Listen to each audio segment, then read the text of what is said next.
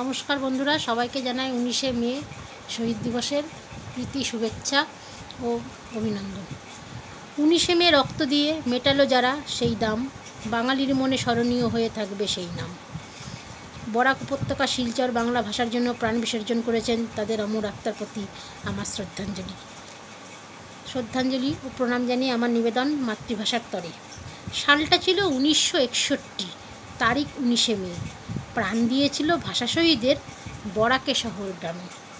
হয়েছিল শহীদ কমলা কানাই সুনীল, রক্তে রেঙেছে আকাশের ওই নীল। হিতেশ শচীন্দ্র তরণী সুকোমল কুমুদ রঞ্জন, করতে পারেনি শাসকের মনোরঞ্জন।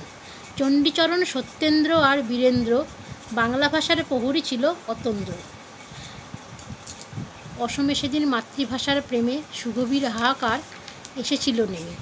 গলেনি শাসকের অমানবিক হৃদয়, হয়নি মাতৃভাষার পক্ষে সেদিন সদয়।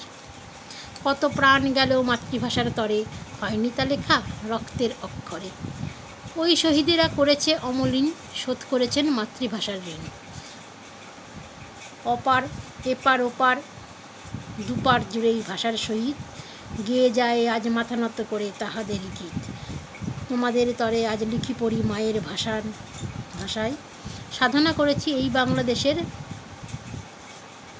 বলাই আশায়। ভালো লাগলে কমেন্টে জানাবেন।